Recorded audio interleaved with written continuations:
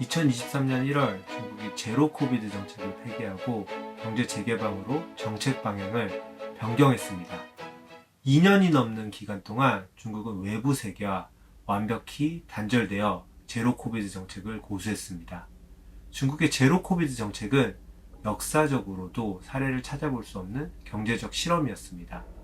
시진핑 정부는 의욕적으로 제로 코비드 정책을 추진했지만 결과적으로 14억 중국인은 악몽과 같은 시간을 보내야 했습니다.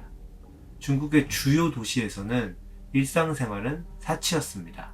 흰색 방호복을 입은 군대가 코로나 환자를 색출하기 위해 주거지에 대량 배치된 장면은 마치 재난 영화를 연상시켰습니다. 코로나가 의심되는 수백만 명은 격리되거나 수용소로 끌려갔습니다. 강압적인 정책에 반대하는 사람은 폭력적인 탄압을 받았습니다. 노인, 여자, 아동을 가리지 않고 방귀를 들면 끌려갔습니다. 특권층인 부유한 중국인도 제로 코비드 정책을 피할 수 없었습니다. 해외여행은 꿈도 꾸지 못했으며 외출에도 많은 제약이 있었습니다. 글로벌 기업의 경영진에게도 예외는 없었습니다. 중국을 벗어나 자국으로 돌아가는 것도 금지되었습니다. 2022년 중국의 예상 경제 성장률은 5.5%였습니다. 그러나 중국의 2022년 경제 성장률은 3% 수준에 머물렀습니다. 많은 전문가는 기대보다 낮은 중국의 경제 성장률의 원인으로 제로 코비드 정책을 말하고 있습니다. 제로 코비드 정책으로 생산 공급망은 마비되었고 중국으로 오는 해외 관광객 수는 급감했으며 소비는 둔화되었습니다. 중국은 제로 코비드 정책을 예상보다 더 오래 고수했습니다. 그리고 2023년 1월 현재 제로 코비드 정책을 빠르게 폐기하고 있습니다. 2023년 1월부터 중국은 몇 주 만에 세계에서 가장 엄격했던 규제를 거의 없애버렸습니다. 중국의 제로 코비드 철회와 재개방 정책은 새로운 시대를 의미합니다.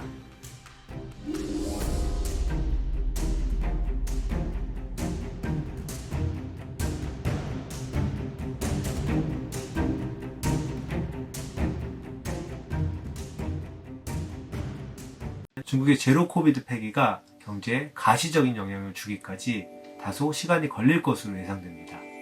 2023년 1월 말 기준 중국에서는 하루에 3,700만 명이 코로나에 감염되고 있습니다. 우리나라 인구의 75%에 해당되는 중국인이 매일같이 코로나에 걸리고 있는 것입니다. 제로 코비드 정책은 한 번에 폐기되지 않고 점진적으로 폐기될 것으로 예상됩니다. 시간이 지나 제로 코비드 정책이 완전히 폐기되면 중국도 다른 나라처럼 활발한 글로벌 경제 활동을 할 것으로 기대됩니다.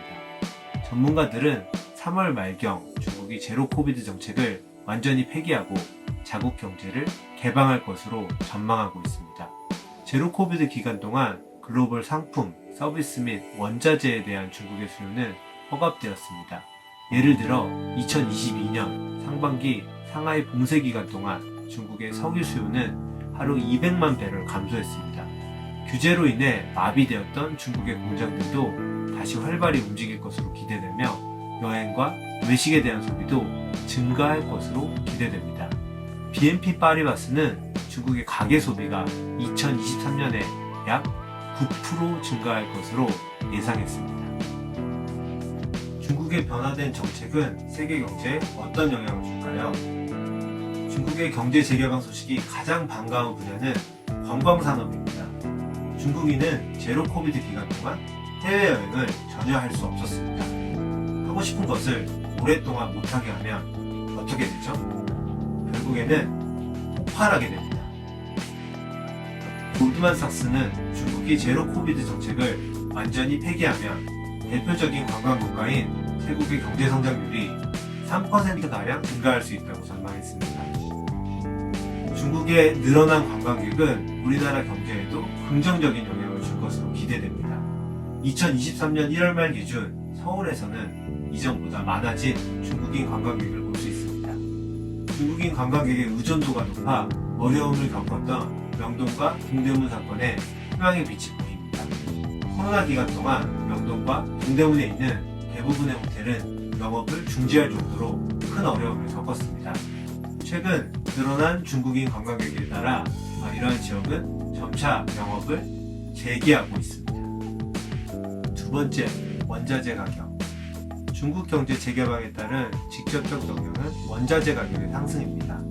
중국은 세계 석유의 20%를 소비하며 구리, 니켈, 아연의 50%를 소비하고 철광석의 60%를 소비합니다. 2022년 11월 초 중국의 경제 재개방 루머가 시장에 퍼지자 구리 가격이 무려 7% 상승했습니다. 중국의 공장이 재가동되고 정상화될 경우 원자재 가격의 상승 요인으로 작용할 것입니다. 원자재 가격의 상승은 중동과 브라질과 같이 원자재를 수출하는 국가에게는 유리하지만 우리나라와 같이 원자재를 수입하는 국가에게는 큰 부담이 될 것으로 예상됩니다. 원자재 가격의 상승은 물가를 잡고자 노력하는 한국은행에게 또 다른 골칫거리가 될 것으로 예상됩니다. 세 번째, 글로벌 투자. 제로 코비드 정책으로 많은 투자은행은 중국 투자 리스크를 상향 조절했습니다. 시장이 아닌 공산당의 정책에 따라 기업의 실적과 주가가 좌지우지되는 것은 투자자에게 악몽과 같은 일입니다. 알리바바의 창업주인 잭마는 2020년 10월 이런 말을 했습니다. 좋은 혁신가는 감독을 두려워하지 않지만 뒤떨어진 감독을 두려워한다. 가장 큰 리스크는 리스크를 제로로 통제하려는 것이다. 중국 금융당국을 엄청나게 비판했습니다. 이에 따라 중국 당국은 엔트그룹 최고 경영진과 함께 잭마를 호출했고 면담을 했습니다. 이후 엔트그룹의 IPO는 전격 중단될 수밖에 없었습니다. 이 때문에 미국에 상장된 알리바바의 주식은 폭락할 수밖에 없었습니다. 공산당의 공동부유 정책이 두려운 중국의 부자들은 해외로 자금을 이동하고 있습니다. 2022년 11월 약 180억 달러의 외환이 중국에서 유출되었습니다. 제로 코비드 기간 동안 인구의 이동은 물론 자본의 이동에도 큰 제약이 있었습니다. 제로 코비드가 완전히 폐지될 경우 중국의 자금 유출은 가속화될 가능성이 있습니다. 제로 코비드 정책은 중국에 위치한 글로벌 기업의 생산망에도 큰 영향을 미쳤습니다. 애플의 아이폰 14를 만드는 공장에서 코로나 확산에 따라 생산이 지연되기도 했습니다. 중국의 정책 리스크가 두려운 글로벌 기업의 경영진은 중국 공장에 대한 투자를 급격히 줄이고 있습니다. 이와 동시에 중국에 있는 공장도 인도, 베트남으로 이전하려는 계획을 세우고 있습니다. 많은 글로벌 기업은 더 이상 중국을 세계의 공장이자 성장 엔진으로 신뢰하지 않습니다. 제로 코비드가 완전히 폐기된 시점에 많은 글로벌 기업은 공장 이전을 위한 계획을 실행할 수도 있을 것으로 전망됩니다. 자, 마지막 결론입니다. 제로 코비드 정책은 정치적 선전에 가까웠습니다. 코로나 초기 효과적으로 대응하지 못하는 선진국과 대조적으로 중국의 제로 코비드 정책은 매우 효과적이었습니다. 이에 탄력을 받아 공산당은 제로 코비드를 의료 정책이 아닌 중국의 우월성을 증명하기 위한 정치적 선전으로 만들었습니다. 중국의 제로 코비드 정책은 역사에 실패한 정책으로 기록될 것입니다. 2년 이상 고집한 정책을 단기간에 폐기한 것은 정책이 완전히 실패한 것을 자인하는 것과 다름이 없습니다. 체계적 분석과 근거 없이 2년 이상 고수한 제로 코비드 정책은 중국과 세계 경제에 큰 어려움을 주었습니다. 2023년 1월부터 중국은 제로 코비드 정책을 폐기하고 경제 재개방을 선언했습니다. 세계 경제에서 중국이 차지하는 비중이 크기 때문에 중국의 정책 변화는 분명히 세계 경제에 큰 영향을 줄 것입니다. 중국의 재개방은 관광산업, 원자재 가격, 글로벌 투자에 특히 큰 영향을 줄 것으로 기대됩니다. 기대되는 게 아니라 예상되는 거죠. 관광산업과 투자에 있어서 한국 경제는 긍정적인 영향을 받을 것으로 예상되며 원자재 가격 측면에서는 부정적인 영향을 받을 것으로 판단됩니다.